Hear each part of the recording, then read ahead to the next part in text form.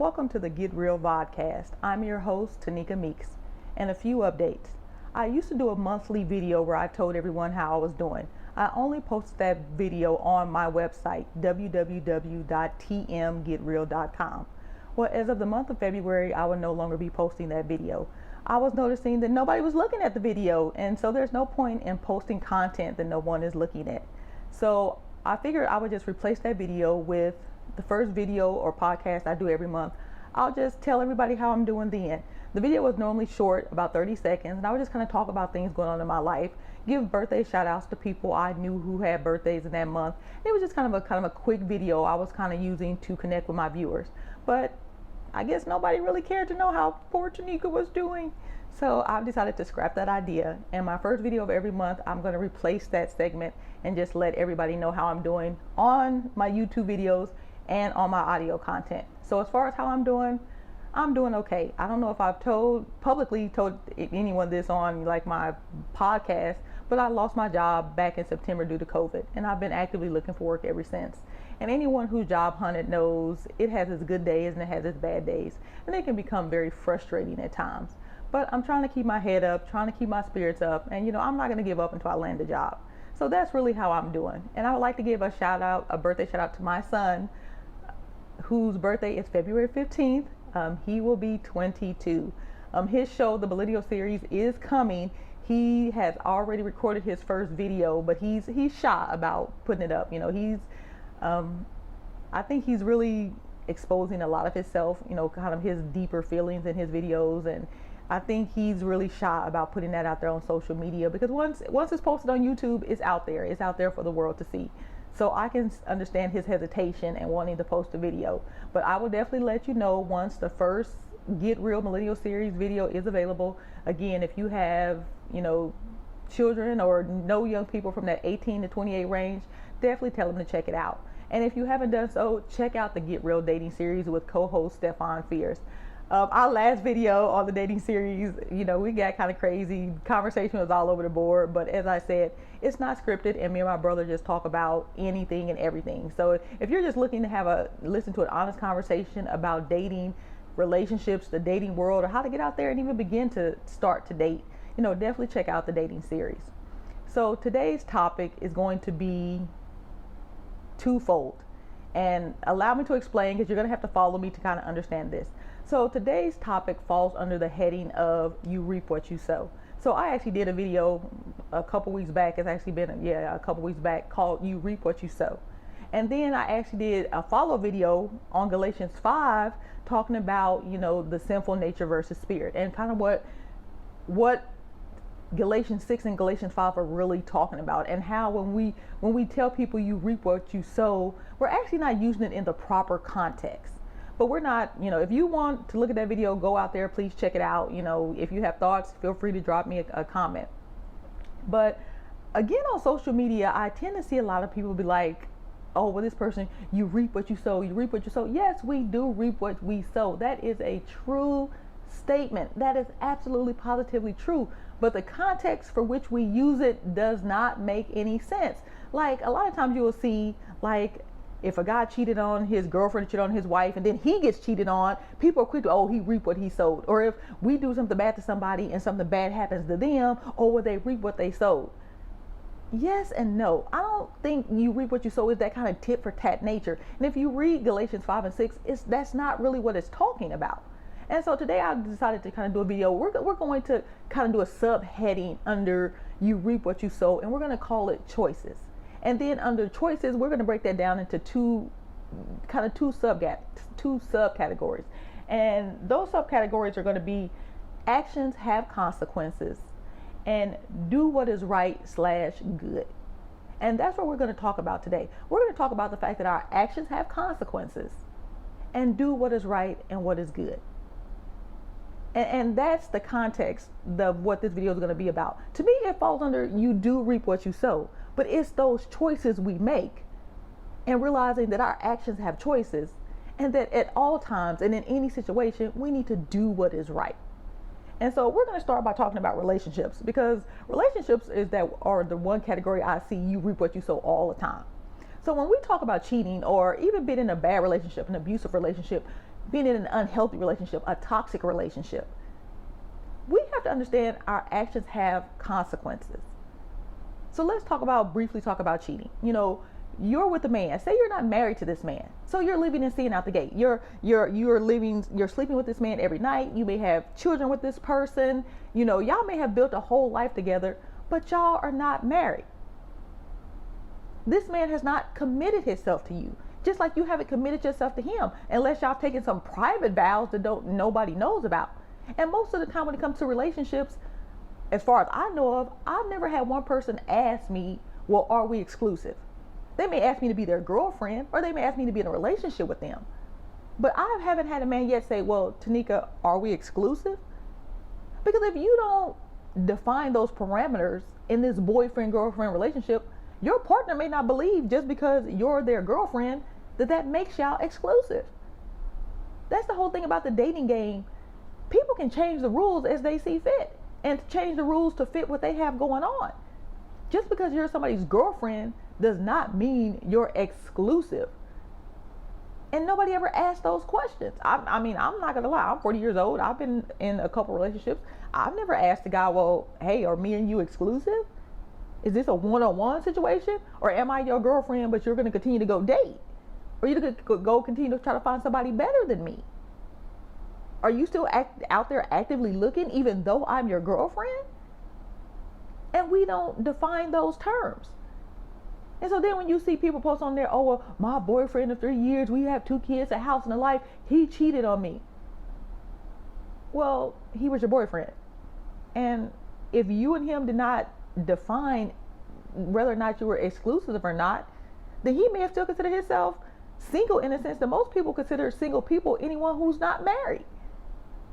There are a lot of people in relationships who consider themselves single. Whether they've been with this person 5 years, 10 years, y'all may have 2, 3 kids, a whole house, a whole life, boats, yachts, taking luxury vacations. A relationship is just that, it's a relationship. And if this person has not got down on one knee, or y'all talking about getting married, or y'all gone to the courthouse to get married, that person may still consider themselves single. And so when I see these posts where people be like, oh, my girlfriend, boyfriend cheated on me, and then they got cheated on and they reap what they sowed. That whole little simple situation does not fall under the category of reap what you sowed, because y'all were living in sin to begin with. And some of y'all don't like hearing that, because they be like, well, I mean, we were together for years. That made us committed. A commitment is when someone tells you they're committed to you. You assuming they're committed to you is just you assuming. And we all know what they say about assumptions. And then to take delight in the fact that, oh, well, they cheated on you and then they got cheated on. Does that make you feel better? Does that somehow justify what they did? I mean, I have been cheated on. If any of you have looked at my videos, my ex-husband cheated on me twice. I didn't think pretty much anything of it after that. The first time he cheated on me, I forgave him. Now, I'm going to tell you, the 2 topics of this video are called actions have consequences and do what is right, do what is good. Now, he cheated on me and I forgave him, but that was not right. And the consequence to me forgiving him that first time and not doing it for the right reasons was that he went out and cheated on me again. Now, we all, you see stuff all the time about, forgive people who hurt you, let it go. Forgiveness is not a blanket statement, although we think it is. A lot of times when we forgive people for all the wrong reasons. So when my ex-husband cheated on me, I forgave him, but I forgave him for me, not for him. Because I was afraid that my marriage was going to fail. I was afraid that I was going to have to, the same people who were at my marriage and saw us get married were the same people I was going to have to stand before when our marriage fell apart. And I was afraid to do that. So my forgiving him wasn't for him. It was for me. And that wasn't right. I forgave him out of fear. And we forgive people for a lot of different reasons, and most of them are nowhere near right. When I say do what is good and what is right, when you're doing what is right, doing what is right has nothing to do with you. Now, some of y'all looking at me real crazy right now, or when y'all listening, y'all like, what? What does she mean? Doing what is right, doing what is good has nothing to do with me. It has nothing to do with you.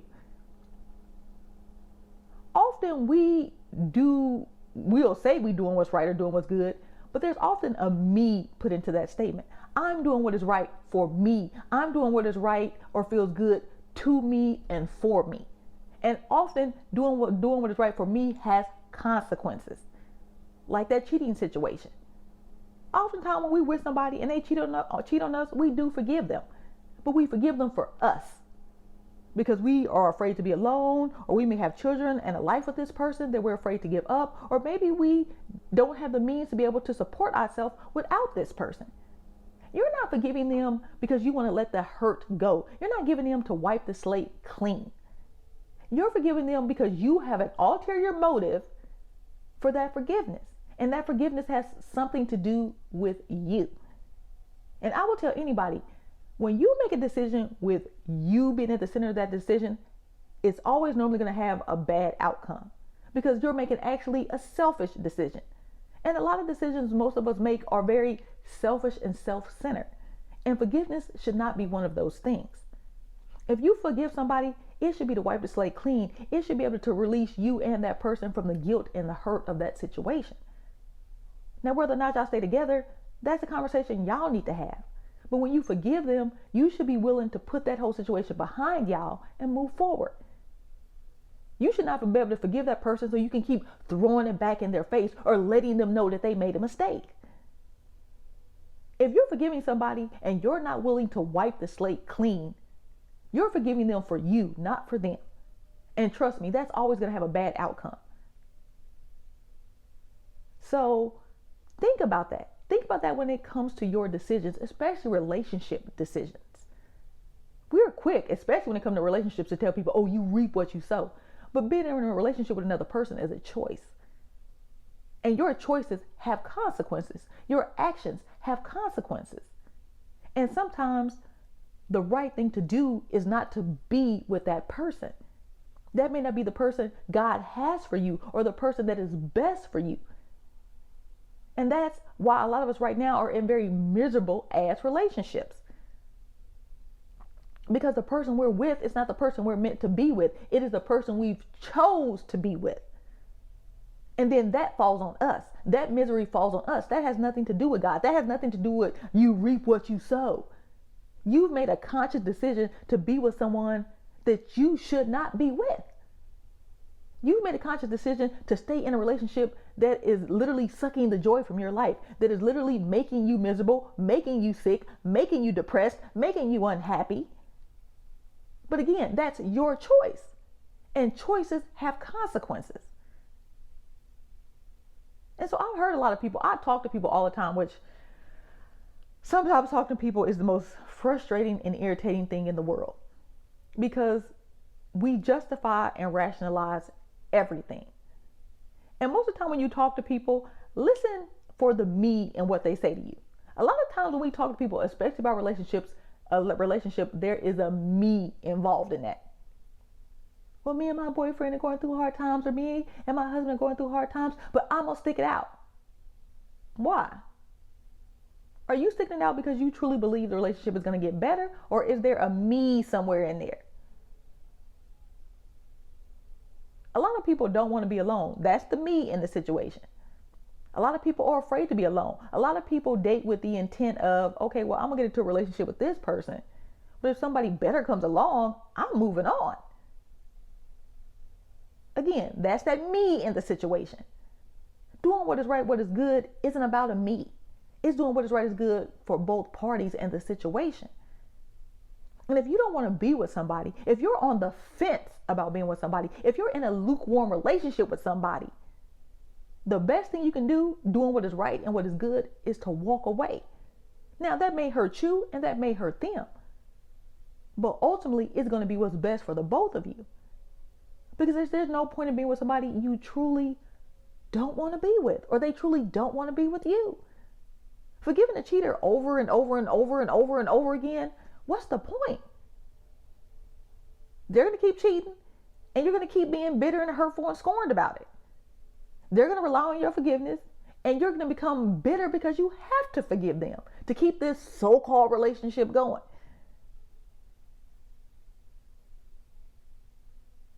Our choices have consequences.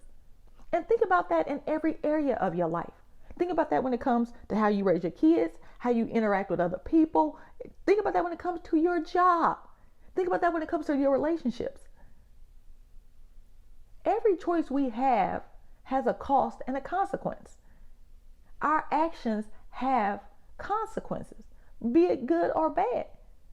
But the part of that is most of us don't want the bad consequences. We just want the good that comes out of everything. But then we make decisions for all the wrong reasons and then wonder why the good never shows up. Being in some mediocre, subpar ass relationship, to me, I'd rather be alone. If I'm not passionate about the person I'm with, if I'm not committed to the person I'm with, if looking in their face, I don't feel blessed to be with that person, I don't want to be with you. I don't have time for subpar. I don't have time for mediocre. I don't have time for lukewarm. Either I'm hot for you or I'm not. Either I see a future with you or I don't. I don't want to wake up to somebody I kind of like. I'd rather wake up by myself. But yet, how many people are in these relationships where you kind of want to be in them, but not really? You're looking for somebody better, but you haven't found them. So you're going to stay with the person you with, but hopefully something better will come along. And that's why the dating game is so messed up. Because it's just that. It's a game. And when it comes to people's feelings, their hearts and emotions, that's not a game. And a lot of people out there are very scarred for that very reason, very bitter for that very reason, because we don't take the dating game seriously.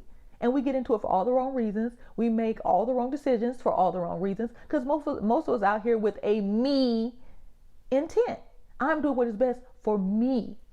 I'm forgiving this person for me. I'm being with this person for me. But doing what is right and what is good has nothing to do with you.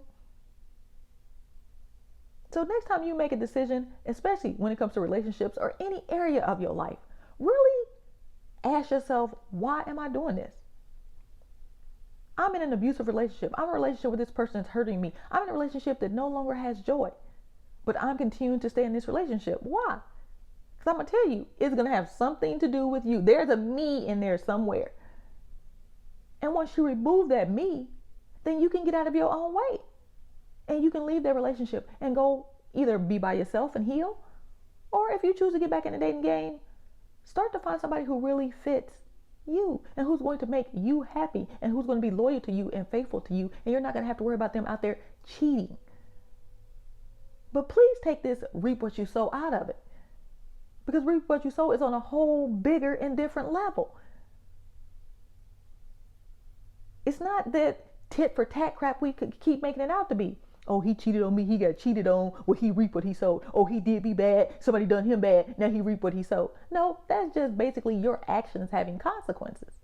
You do bad, bad will find you. You would get out there and hurt somebody, hurt will find you. Our actions have consequences, and we will pay those consequences when they find us. Now, they may not find us a month from now, a year from now, 2 years from now, but they'll find us. And so I'll leave you with this note. Think about your life and think about the decisions you're making. Not only the decisions you make today, but the decisions you make tomorrow and the day after that. And think about it, man. Actions have consequences. And do what is right and what is good. And if there's a me involved in that, you're not doing what's right. And you're definitely not doing what's good. You're doing what's best for you. Now, it's nothing wrong with that. Sometimes we need to make decisions that are best for us. But sometimes we need to make decisions that is best for the situation and everybody involved in that situation. And that may have nothing to do with you. I'm Tanika Meeks. This is the Get Real podcast.